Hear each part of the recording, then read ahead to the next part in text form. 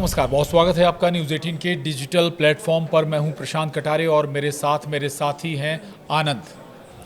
तो आज हम बहुत महत्वपूर्ण मुद्दे पर बात करने जा रहे हैं। दरअसल अमेरिका में UNGA यानी कि general assembly of United Nations की बैठक चल रही है और इस बैठक में कई महत्वपूर्ण चर्चाएं भी हो रही हैं। लेकिन जो बहुत समझने और देखने वाली बात है वो है अमेरिका के राष्ट्रपति की मुलाकात किन किन राष्ट्राध्यक्षों से हो रही है और उसमें निकल कर क्या आ रहा है, क्या डीलें हो रही हैं, ये समझने की थोड़ी सी दरकार है। और चूंकि डोनाल्ड ट्रंप, अमेरिकी राष्ट्रपति डोनाल्ड ट्रंप की मुलाकात एर्दोआन यानी टर्की के प्रमुख एर्दोआन से हुई है, इसके अलावा पाकिस्तान के सेना प्रमुख आसिम मुनीर और शहबाज शरीफ यानी प्रधानमंत्री से हुई है। लेकिन सबसे पहले हम टर्की और ट्रंप से जुड़ी बात करेंगे। आनंद, एक बहुत महत्वपूर्ण डील हुई है डोनाल्ड ट्रंप और एर्दोआन के बीच, या कहें अमेरिका और टर्की के बीच, और ये सिविल न्यूक्लियर डील बताई जा रही है। ये ठीक है, सिविल न्यूक्लियर डील है, लेकिन इसके मैसेज, इसके संदेश समझने की अगर हम कोशिश करें तो क्या नजर आता है? दरअसल देखिए, अभी जो आपने बताया कि UNGA की बैठक हो रही है, तो यहाँ पर अमेरिका में अभी सब लगभग जो UN में शामिल देश हैं 193 देश जो हैं, उनके प्रमुख जो हैं सब अमेरिका पहुंच रहे हैं और इसमें इस समिट में भाग ले रहे हैं। ये 80वां समिट UNGA का चल रहा है। और इस बैठक में इस समिट में क्या हो रहा है कि लगभग सभी देशों के जो प्रमुख हैं, अगर प्रमुख नहीं पहुंच पा रहे हैं तो उनके जो विदेश मंत्री हैं या फिर जो भी एक तरीके से नेतृत्व करते हैं, वो आकर के यहाँ पर अपनी भाषण दे रहे हैं और अपने देश को प्रेजेंट कर रहे हैं। जिसमें सबसे ज़्यादा अगर किसी का मसला उठ रहा है तो यही है कि फिलिस्तीन, गाजा को लेकर के। लेकिन अब इसी मसले के बीच, इसी मामले के बीच में ट्रंप और तुर्की के बीच जो डील हुई है, इससे ये चीज़ स्पष्ट हो गया है कि ईरान और रूस का जो एक तरीके से कमज़ोर न से वो दबा दिया एक तरीके से ट्रंप ने, अमेरिका ने। दरअसल हुआ क्या है कि कल देर रात खबर आती है कि अमेरिका और तुर्की के प्रशासन जो है के बीच में एक सिविल न्यूक्लियर डील हुई है। और ये डील जो हुई है बंद कमरे में हुई है। और इसका एक फ़ोटो भी जारी हुआ है जिसमें तुर्की के जो राष्ट्रपति हैं रिसेप तैयब एर्दोआन वो भी हैं, और अमेरिका के जो राष्ट्रपति हैं डोनाल्ड ट्रंप, वो दोनों पीछे खड़े हैं। और उनके आगे प्रतिनिधि जो उनके साथ शामिल थे, वो लोग एक उस पर हस्ताक्षर किए हैं फाइल पर, जिसमें ये सिविल, पहले आप ये समझ लीजिए कि सिविल न्यूक्लियर डील है क्या। दरअसल सिविल न्यूक्लियर डील ये है, जो भी तुर्की अपना न्यूक्लियर प्रोग्राम चला रहा है उसमें सीधे अमेरिका की हस्तक्षेप होगा, यानी सीधे वो शामिल हो जाएगा उस प्रोग्राम में, न्यूक्लियर प्रोग्राम में शामिल हो जाएगा। मॉनिटर भी पूरा रहेगा अमेरिका, बिल्कुल। हालांकि मॉनिटर IAEA करता है। दरअसल क्या हुआ है कि जो न्यूक्लियर ठिकाने होते हैं या जो भी न्यूक्लियर प्रोग्राम चलाते हैं देश, उसका एक संस्था है जो है IAEA, अंतर्राष्ट्रीय परमाणु ऊर्जा एजेंसी।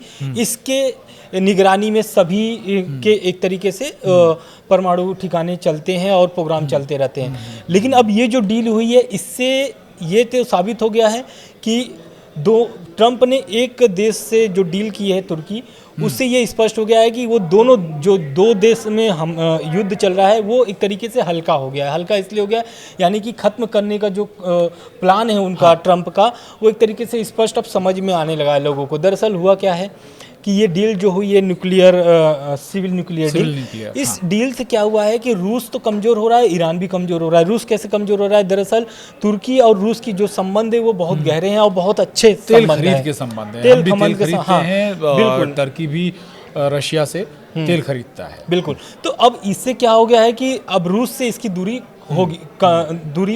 होना शुरू हो जाएगा, क्योंकि जाहिर सी बात है अमेरिका अब सीधे हाथ बढ़ा दिया है। और ट्रंप ने एक तरीके से ये भी दर्शा दिया है कि अगर तुर्की सही तरीके से शामिल होता है या सही तरीके से पेश आता है तो उनके साथ और सारे डीलें जो आगे चलने वाली हैं वो स्टार्ट हो जाएगी। जैसे कि F-35 हो गया, उसमें भी वो शामिल करने की बात कहे हैं कि F-35 जो प्रोग्राम है, जेट प्रोग्राम है, उसमें तुर्की को शामिल किया जा सकता है आने वाले समय में, अगर तुर्की और अमेरिका का संबंध सही रहे तो। ठीक है, लेकिन आनंद, चूंकि अभी तेल का जिक्र हो रहा था, भारत बहुत बड़े पैमाने पर तेल खरीदता है, आयात करता है रशिया से, और स्वाभाविक है अमेरिका लगातार दबाव भी डाल रहा था, प्रेशर डाल रहा था कि आप तेल आयात कम करें, बल्कि बंद ही कर दें रशिया से।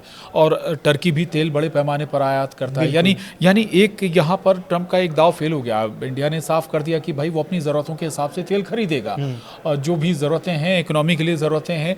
दूसरी तो ये दाव फेल होने के बाद क्या अब और दूसरे दाव ट्रंप अपना रहे हैं, यानी टर्की को टारगेट करें कि टर्की पर दबाव डाला जाए कि वो तेल खत्म करें। इसके लिए कई, अगर हम कहें, प्रलोभन भी वो दे रहे हैं ट्रंप को। अगर आप पूरी बात समझें ट्रंप की, तो वो प्रलोभन भी दे रहे हैं कि ये सिविल न्यूक्लियर डील जरूर कर लिए। इसके अलावा भी आप F-35 प्रोग्राम का जिक्र कर रहे थे, कुछ और भी प्रोग्राम है जो ट्रंप कह रहे हैं कि अगर ऐसा होता है तो फिर आगे हम देखेंगे कि ये हमारे लिए क्या कर रहे हैं, तब हम टर्की के लिए उस तरह से करेंगे। दूसरा, हमें थोड़ा सा इस पे ईरान का इन्वॉल्वमेंट बताइए, ईरान पर इसका क्या इफेक्ट होगा?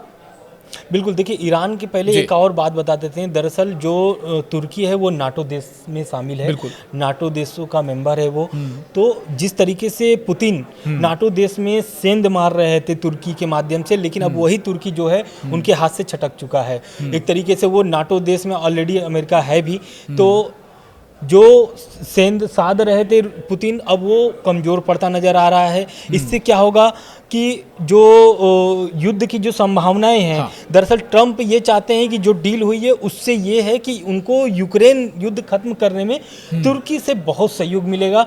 दरअसल हो सकता है कि मध्यस्थता का कारण भी अब ये बने, क्योंकि आप देखे होंगे जब रूस और यूक्रेन और अमेरिका की जब बातचीत हो रही थी शांति वार्ताओं को लेकर के, तो उसमें ओमान जो था वो बना हुआ था मध्यस्थता। लेकिन अब हो सकता है कि आने वाले समय में अब कतर पर हमले के बाद स्थिति बदल गई है, तो अब हो सकता है कि तुर्की जो कि मध्यस्थता करे। रह गई बात ईरान की, तो ईरान इस मसले को लेकर के, इस डील को लेकर के बहुत चिंतित है। दरअसल इसलिए चिंतित है क्योंकि अमेरिका और IAEA दोनों ही एक तरीके से ईरान पर दबाव बना करके रखे हैं, क्योंकि आपको पता है कि JCPOA के तहत जो उनका स्नैपबैक मैकेनिज्म है वो आने वाले समय में 6 से 7 दिन में E3 के बाद जो वोटिंग हुई है उसके बाद ये लगता है कि जो स्नैपबैक मैकेनिज्म है वो ईरान पर फिर से लागू हो जाएगा। 18 अक्टूबर लास्ट डेट है उसका। 10 साल का जो एग्रीमेंट हुआ था उसके अगर आधार से देखा जाए तो उसके पहले ही फिर से ये लागू कर दिया जाएगा। तो दूसरी बात ये, एक तो ये दबाव बन रहा है, दूसरा ये जो डील हुई है कल तुर्की और अमेरिका की, तो इससे ये स्पष्ट हो गया है कि अब ईरान की जो है और परेशानी बढ़ने वाली है, क्योंकि आप भी जानते हैं कि ईरान भी अपना न्यूक्लियर प्रोग्राम चला रहा है, रेगुलर चला रहा है। IAEA की निगरानी भी वहाँ पर चल रही है। हालांकि अभी तक ईरान ने निगरानी को लेकर के बहुत सारे, अभी जब युद्ध हुआ था, अगर जून में देखा जाए, जब अमेरिका और इजराइल दोनों ही हमला किए थे जब ईरान पर, तो उस समय भी ये देखा गया था, तो IAEA को बाहर का रास्ता दिखा दिया था ईरान ने। लेकिन अब मामला सुधरा है थोड़ा बहुत, तो IAEA को फिर से एंट्री मिली है, लेकिन अभी निरीक्षण करने के लिए बहुत सारे ऐसे जो ठिकाने हैं, न्यूक्लियर प्लांट है जो, वहाँ पर अभी अनुमति ईरान की तरफ से नहीं दी गई है। ठीक है, एक बात और है, आप कह रहे हैं कि अब शायद हो सकता है कि टर्की की भूमिका हो जाए मध्यस्थता के तौर पर, लेकिन वाकई लगता है कि रूस इस युद्ध को, जो यूक्रेन पर जारी युद्ध है, उसे रोकना भी चाहता है। मध्यस्थता आप कोई भी करें, यहाँ युद्ध रोकने से ज़्यादा मकसद ट्रंप का नज़र ये आता है कि वो ये दिखना चाहते हैं, शांति दूत के तौर पर दिखने का ज़्यादा, मुझे लगता है कि शायद दिखना ज़्यादा एक इसमें जो फैक्टर, वो बड़ा फैक्टर है। बिल्कुल फैक्टर इसलिए क्योंकि उनको चाहिए नोबेल पुरस्कार। बिल्कुल। और जैसा कि आपने बात पहले स्टार्टिंग में बताया भी कि पाकिस्तान के जो प्रधानमंत्री हैं नवाज शरीफ, और महान नेता बताया, महान नेता उनको बताया है, साथ में जो वहाँ के चीफ हैं, आर्मी चीफ हैं मुनीर, आसिम मुनीर, उनको भी महान नेता, दोनों को महान नेता बताया। इसलिए बताया है क्योंकि वो ट्रंप के लिए एक तरीके से नोबेल पुरस्कार की मांग की है कि भाई ट्रंप को नोबेल पुरस्कार मिलना चाहिए, शांति नोबेल पुरस्कार। शांति किस बात का? दरअसल ट्रंप जो है वो लगभग तरीके से सभी देशों में जो युद्ध चल रहे हैं उसको रोकवाने का श्रेय ले रहे हैं। आप देखे भी हैं भारत पाकिस्तान को लेकर के, अभी UN में 2 दिन पहले जब उन्होंने भाषण दिया उसमें भी वो जिक्र किया कि भारत पाकिस्तान का युद्ध उन्होंने रुकवाया है। लेकिन अब ये जो मुलाकात हुई है ट्रंप और शहबाज शरीफ और इनसे मुनीर से, इससे एक तरीके से वो सुधारने का प्रयास कर रहे हैं और भारत पर दबाव बनाने का प्रयास कर रहे हैं कि भारत बिल्कुल। अपने लिए मतलब अपने लिए आप कह रहे थे नोबेल पुरस्कार विजेता, नोबेल पुरस्कार चाहिए उन्हें, ठीक बात है, ये कोशिश होगी पाकिस्तान को अपने साथ में लाकर। अब भारत का जिक्र कर रहे थे, मैं ये कह रहा हूँ भारत के नज़रिए से कैसा होगा? एक तरफ टर्की भी हमारा, जिससे हमारे बहुत अच्छे संबंध नहीं रहे इंडिया नहीं के। रहे, बिल्कुल। दूसरा पाकिस्तान हमारा चिर प्रतिद्वंदी, दुश्मन कहें या जो कुछ भी कहें, चाहे क्रिकेट का मैदान हो तब भी वही फाइट नज़र आती है, जंग का मैदान हो तब भी वैसे ही दुश्मन आमने सामने खड़े नज़र आते हैं। और पाकिस्तान के साथ अगर अमेरिका खड़ा हो रहा है तो फिर हमारे लिए चिंता का सबब है। बिल्कुल, सबब इसलिए है क्योंकि देखिए तुर्की से भी संबंध बहुत ज़्यादा भारत के अच्छे नहीं रहे हैं, और पाकिस्तान से आप देख ही रहे हैं फिलहाल के जो घटनाएं क्रम हुए हैं, अगर उसको आप अगर समेटे तो आप समझ सकते हैं कि पाकिस्तान के साथ साथ जो तुर्की के साथ डील हुई है अमेरिका की, तो कहीं ना कहीं अमेरिका भारत पर दबाव बना रहा है पाकिस्तान और तुर्की के माध्यम से। तो कहीं ना कहीं ईरान, रूस और भारत तीनों के लिए ये सबब चिंता का सबब है। लेकिन अगर बात किया जाए भारत के लिए, तो भारत भी अपनी रणनीति बहुत अच्छे तरीके से बना रहा है। आने वाले समय में इसका परिणाम भी लोगों को देखने के लिए मिलेगा, क्योंकि भारत के साथ भी अभी आप देखे होंगे कि एससीओ की जो बैठक हुई थी उसमें खुद प्रधानमंत्री नरेंद्र मोदी खुद चीन गए थे, और उसमें जो शामिल हुए थे रूस के। उस बैठक से हमें से जोड़ें क्या कि मैसेज, बिल्कुल आप उसको जोड़ इंडिया ने सकते भी, हैं। भारत ने भी मैसेज दिया अमेरिका के लिए कि अगर आप टैरिफ हमारे ऊपर लगा रहे हैं, तेल को रोकने का दबाव बना रहे हैं, आपने टैरिफ बढ़ा दिया था, जवाब रशिया और चाइना के साथ खड़े होकर भारत ने दिया था, तो अब ये बिल्कुल आप देख सकते हैं, क्योंकि देखिए अब चीन भी कहीं ना कहीं एक तरीके से भारत के सामने, मतलब भारत के आगे एक तरीके से सहयोग करने की मूड में अभी दिख रहा है। क्योंकि आप देखे होंगे कि जब वीजा वाला मामला चल रहा था, H1 वीजा जब उन्होंने बंद कर दिया, तब चीन ने एक ऑफर सभी दुनिया मतलब सभी देशों को दिया कि आप आइए, हमारे लिए दरवाजा खुला है। उन्होंने एक वीजा प्लान भी बताया कि यहाँ पर आइए, आप बढ़िया अपना बिजनेस करिए, रहिए, काम करिए, आगे बढ़ाइए देश को। तो इस टाइप से है। लेकिन ट्रम्प को देखिए अगर मतलब एक तरीके से कमजोर करने की अगर नीति देखा जाए तो रूस और चीन, क्योंकि पूरा टारगेट भारत नहीं है, अगर ऐसे कायदे से अगर देखा जाए तो ट्रम्प जो है वो भारत को आड़ लेकर के चीन और रूस को साध रहे हैं।